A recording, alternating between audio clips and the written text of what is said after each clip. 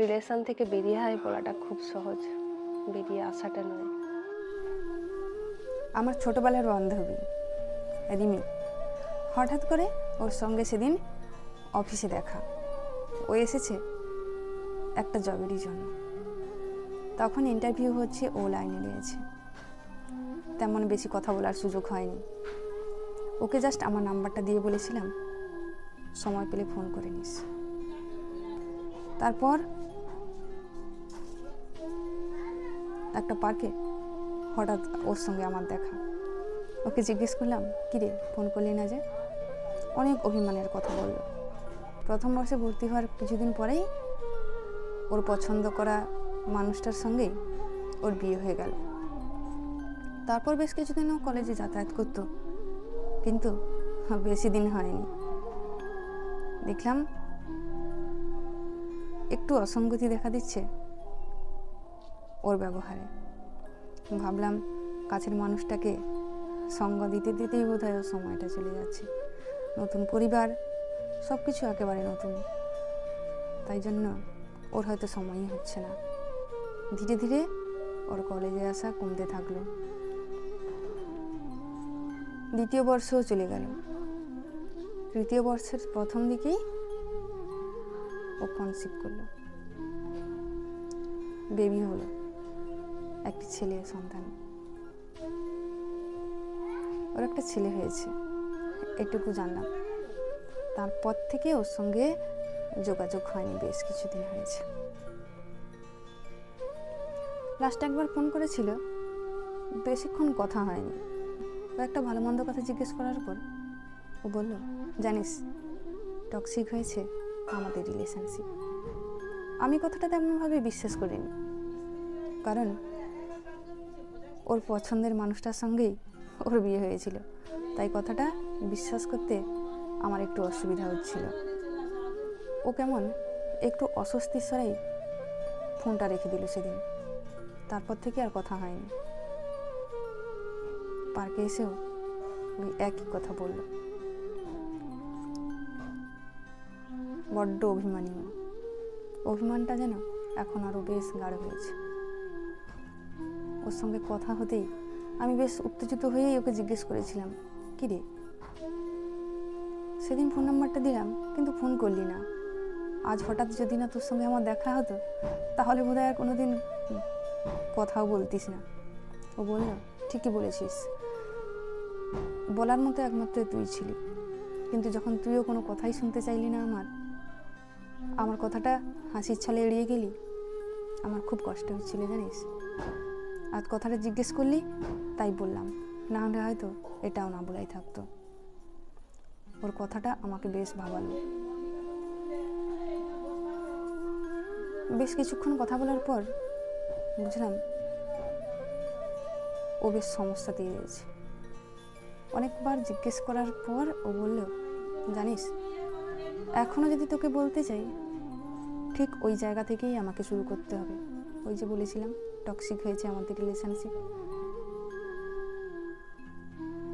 আমি বললাম, কথাটা না সেদিনও যেমন বিশ্বাস করিনি আমি, আজকেও বিশ্বাস করতে খুব একটা মন চাইছে না। ও বলল, তুই বিশ্বাস না করলেও এটাই সত্যি। আমি বললাম, সেদিন থেকেই যদি হয়ে থাকে তাহলে তুই বেরিয়ে আসছিস না কেন রিলেশনশিপটা থেকে? ও বলল, বেরিয়ে আসাটা কি এতই সহজ রে? চাইলেই কি বেরিয়ে আসা যায়?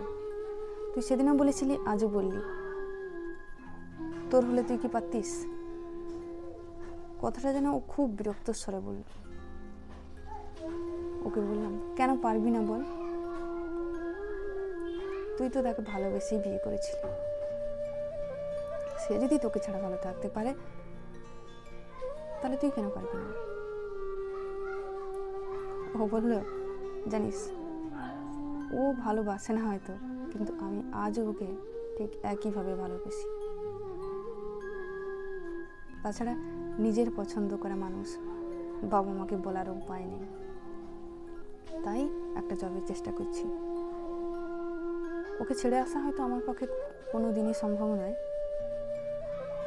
কিন্তু নিজের পায়ে দাঁড়িয়ে আমার সন্তানকে একটা ভালো মানুষ তৈরি করতে চাই।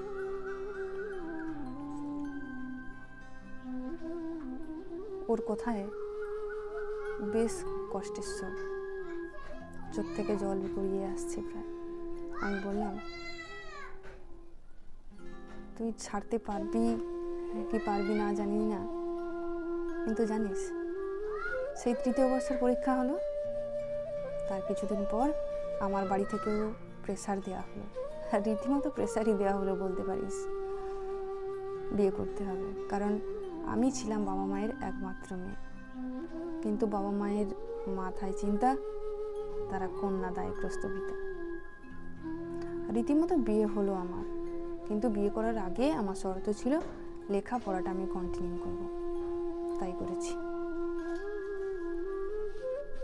বছর 2 পরে আমি জানতে পারলাম আমি মা হতে চলেছি।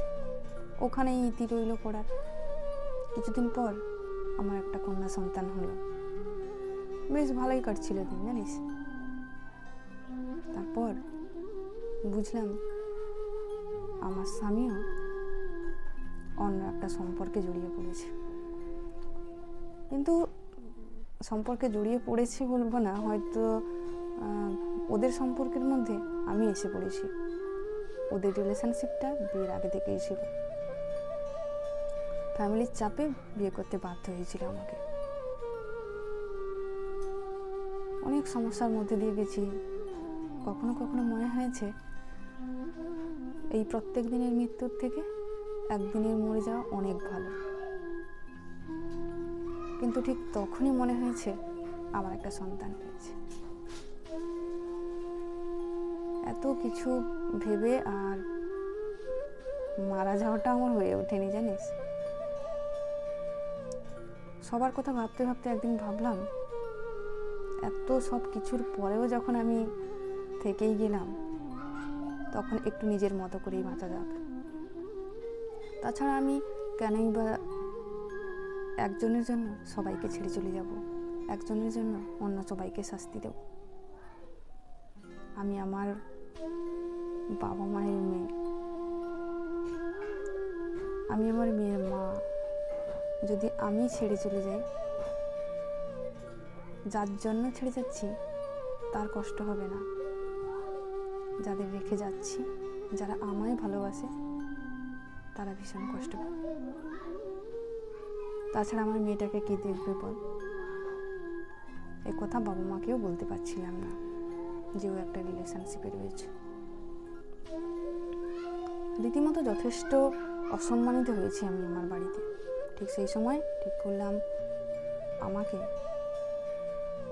একটা কাজ করতে হবে, যে কোনো ধরনের হোক কাজ করতে হবে। জানিস, আমার পরিবার সেদিনে সঙ্গ দেয়নি আমাকে। সবাই জেনে গিয়েছিল অবশ্য যে আমার স্বামীর অন্যজনের সঙ্গে রিলেশন রয়েছে। জেনে গিয়েছে বলবো না, ওরা বিয়ের আগে থেকেই জানতো। তা সত্ত্বেও আমার সঙ্গে বিয়েটা দিয়েছিল।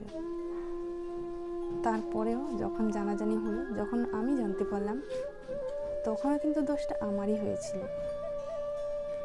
আমি নাকি ধরে রাখতে পারিনি। সে যাই হোক, হেরেই গেলাম আমি ওখানে। কিন্তু আমি আমার মেয়ের কাছে কখনোই হেরে যেতে পারি না। আমার মা সত্তা কখনো হেরে যেতে পারে না। আমি যাকে পৃথিবীতে এনেছি তাকে ফেলে তার দায় এড়িয়ে আমি কখনোই হারিয়ে যেতে পারি না। বহু কষ্টে একটা ছোটোখাটো জব জোগাড় করলাম। আমাকে অবহেলা করলেও ফ্যামিলির সবাই আমার মেয়েকে এতটাও অপছন্দ করতো না। ফ্যামিলির অন্যদের কাছে রেখে আমি খুব কম সময়ে খুব কম স্যালারিরই একটা কাজ জোগাড় করলাম। তারপর আমি আবার আমার পড়াশোনা কন্টিনিউ করার চেষ্টা করলাম। তারপর আজকে আমি ভালো মতোই প্রতিষ্ঠিত। এখন আমি আমার মেয়েকে নিয়ে আলাদা একটা ফ্ল্যাটে থাকি। জানিস, যখন আমি ওখানে থাকতাম তখনই আমার হাজব্যান্ডকে বলেছিলাম, তুমি যখন আমার সঙ্গে ভালো থাকতে পারছো না, তখন আমি তোমাকে আটকে রাখবো না। শুধু একটু সময় দাও আমাকে, আমাকে একটু নিজের মতো গুছিয়ে নিতে দাও নিজেকে, তারপর আমি তোমাকে মুক্তি দেব। বছর 2 হলো আমাদের ডিভোর্স হয়েছে। ডিভোর্স হওয়ার মাস 6 ঘুরতে না ঘুরতেই শুনলাম আমার হাজব্যান্ড আবার বিয়েও করেছে। ও ভালো আছে কিনা আমি জানি না, কিন্তু এখন আমি ভালো আছি জানিস। এই প্রতিদিনের মৃত্যুর থেকে না মুক্তি পেয়েছি, নিজের মতো করে বাঁচতে পারছি। সেদিন আমার বাবা মা জানতো না আমি কতটা কষ্টের মধ্যে যাচ্ছি, কিন্তু আজ আমার বাবা মাও জানে। ওরাও বুঝতে পেরেছে আর ওরাও আমাকে সাপোর্ট করে।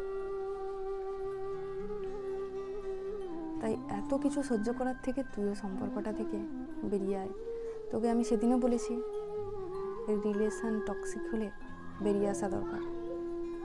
নিজেও ভালো থাক, উল্টো দিকের মানুষটাকেও ভালো থাকতে দে। এই বলে আমি উঠে চলে এলাম। তারপর বেশ কতগুলো দিন কেটে গেল।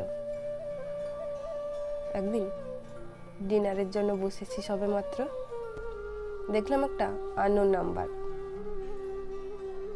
প্রথমবার রিসিভ করলাম না, দ্বিতীয়বার রিসিভ করলাম। ফোনের উপাস থেকে ভেসে আসলো সেই চেনা কণ্ঠস্বর। তারপর কেমন আছি জিজ্ঞেস করাতে ও খানিক অবাক হয়েই বলল, ঠিক যেমনটা দেখেছিলি, যেমনটা বলেছিলাম ঠিক তেমনটাই আজও রয়েছি। তারপর ও নিজের মতো করে বলতে থাকলো। ওর বলা কথাগুলো বেশ কানে বাজছিল আমার।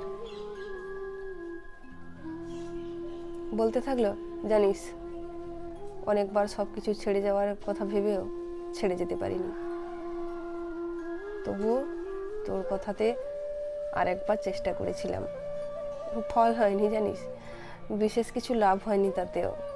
বাড়িতে থেকে অনেক চেষ্টা করে বিফল হয়েছি বলে এবার ভাবলাম চেষ্টাটা অন্যভাবে করা যাক। যাই, নিজের সিদ্ধান্তটা ঠিক করে নিতে পারছি না ভেবে অস্থির চিত্তকে শান্ত করার জন্য চলে গেলাম মায়ের কাছে। ওখানে গিয়ে বেশ দিন 10 মতো থাকলাম। তারপর একদিন মা জিজ্ঞেস করলো, কিরে জামাই এলো না যে, কিছু হয়েছে? কিছু হয়নি তো?